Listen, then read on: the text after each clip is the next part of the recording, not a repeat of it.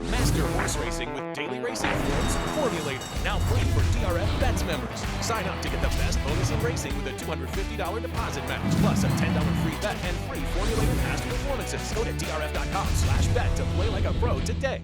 Dan Illman, Mike Beer, the Grade 3 Intercontinental Stakes is race number 11 at Belmont Park on Friday. We're here enjoying the lovely weather at Belmont Park in the lead-up to Saturday's third Jewel of Racing's Triple Crown, the Belmont Stakes. Before we take a look at the field for the Intercontinental, Belmont Stakes past performance is now available on DRF.com. Whether it's Classic, whether it's Formulator, whether it's Timeform US, get your PPs for Belmont Stakes Day. Here's the field for the Grade 3 Intercontinental. This is a pretty evenly matched group, Mike. I think you could go 4 or 5 different ways. To me, the most fascinating contender is the 6 Amy C, who just seems like she wants to sprint. The problem is, all of her sprints in North America, while good, have come over the downhill surface in Southern California, and it's a different ball game going 3/4 here. Adds a little bit of a wrinkle to it for sure, but she is undefeated sprinting on the grass, even though it's a different kind of a race.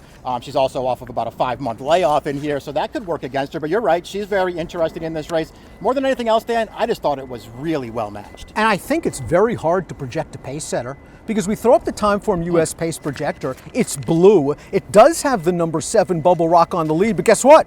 Bubble Rock tried something a little different last time out. They took a hold, they finished. If it ain't broke, don't fix it. Maybe they'll go in that scenario. Going gold, I think, is a lot better when she's close to the pace. I think that Manny Franco has to be aggressive with her. Even the 2 Sarah Harper, who's close on the Timeform US pace projector, she has back speed. It would behoove them to get close here. I feel like that's probably true. I mean, you have to wonder what they're going to decide to do, because in her most recent start, they finally decided to take her back on grass, and she actually maybe ran the best race of her life.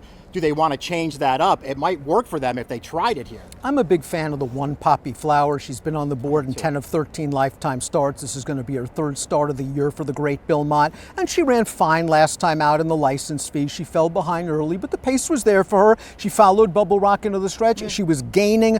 She's going to run her usual solid race, and it's always about price. I agree. It's about price, and it's also about what kind of trip she can pull here from the inside, because they're probably just going to raid her from the rail and then try to make a run through the stretch. We'll see how it all works out for her.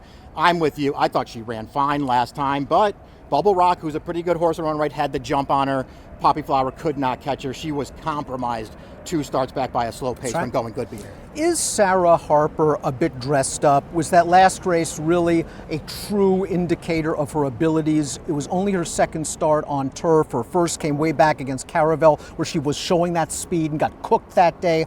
Last time out, she was 38-1 in the Unbridled Sydney. They took her back. They made 1 run. For a second, it looked like she was going to be second easily, and she kind of flattened out the last 16th of a mile in her first start off the layoff. That worries me, but I know she has the speed to get close. That worries me about her too, Dan. She did run well last time, but she had momentum through the stretch. And I think when you go back and watch the replay, what you'll also notice is that Bay Storm, the horse who's back in here who outfinished her for second, got stalled a little bit in that race, finally got clear late and still outfinished this filly. It made me want Bay Storm more than Sarah Harper, but your point's well taken. They could go forward in here, and she did improve last time. Clitheroe, the number 3, made a successful North American debut for the Great Graham Motion. Let's watch that first level allowance at Belmont on May the 7th. She got a pretty solid pace in here to run at. She also kicked on in the stretch. She was pretty game. Graham is great off layoffs. He had this one ready. Do you think 6 is a bit sharp?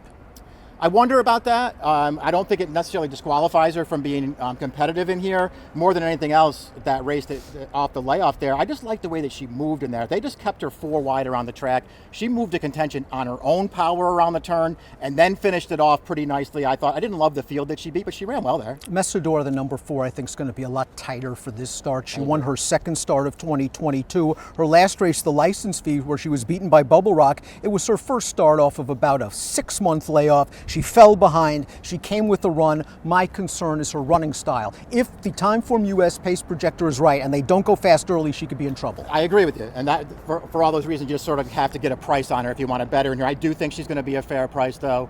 I agree with your take in that license fee. It was off the layoff. She didn't have a great setup there. It wasn't a terrible one, but it wasn't great. And she just flattened out a little bit, but I still thought it was okay off the layoff. I like her, Dan. I'm a big fan of hers. I'm not so sure I love 6 furlongs, but at the right price, I'm using this one. A horse I want to use is the 5 Bay Storm, simply because of her consistency. She's hit the board in her last 11 races. We talked about that last race. Caravel, the Breeders' Cup Turf Sprint winner, got loose in that race, and she's just better than those horses. Bay Storm was saving ground in mid-pack. She was in in behind horses. She had to sort of squeeze her way through, and she was finishing up at the end. Yep. Solid by her speed figure, good tactical speed, runs well over the Belmont surface. Yep. She's dangerous. Yeah, this is a great distance for her. She's very tactical too. If the pace is slow, don't be surprised if Johnny V comes out of there running and tries to make the lead, but they don't have to get there for her to be effective. She ran really, really well last time off of a little bit of a layoff. I think she's super dangerous in here. Amy C, 3 for 3 lifetime in turf sprints. Let's watch her last race. You got to go all the way back to January the 2nd.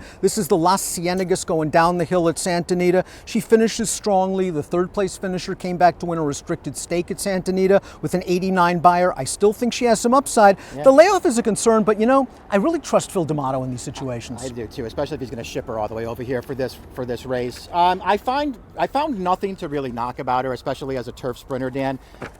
She gets good trips in her races. She gets clear in the stretch. She really finishes at the end. There's really nothing to knock about it. Is this a step up in class for her?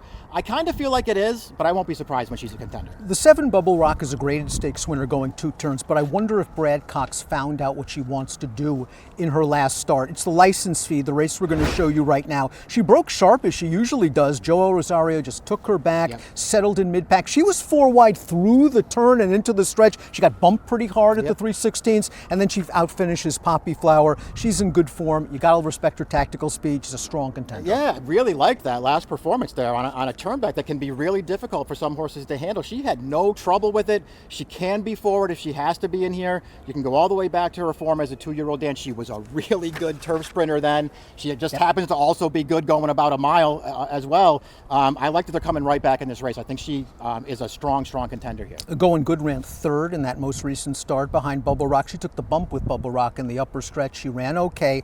I wonder if we've sort of seen her best, and she has that one race going all the way back at the fairgrounds last year, but she's usually the kind of mare that's going to run a buyer speed figure in the high 80s, and maybe it's not good enough to win a race like this, but she's consistent, and I want to see her get aggressive. Yeah, I agree with all that stuff, and I do think their best chance in here might just be for Franco to come out of there running and try to make the lead. I can't say I'm her biggest fan, but I recognize that she has races, especially if this trip really works out for her. She's got races that would put her there at the end. Let's take a look at our top picks for the Grade 3 Intercontinental at Belmont on Friday as we creep ever closer to the Belmont Stakes. Mike, you're going with the 7 in here. She's very strong. Yeah, I just like Bubble Rock in this race. I liked her last race quite a bit. I think this is a great spot to bring her back in. I was a little bit torn between her and Bay Storm, Dan. They're the 2 horses I want to focus on, and here I put Bubble Rock on top. Bubble Rock beat 3 of these last time out. She fits very well, obviously. I'm going to go with the 2 horses that chased Caravel and the Unbridled Sydney. I want to use Bay Storm. Sarah Harper's got to be a better price, though, however, and I'm curious to see if they can get closer to the pace with her because she has shown that kind of speed in the past. She must prove that last race was not an anomaly because, boy, it sticks out like a sore thumb from a speed figure standpoint. But maybe Sarah Harper at a decent price can pull off an upset. In the Intercontinental, it's Friday at Belmont Park. It's Belmont Stakes Week. Good luck.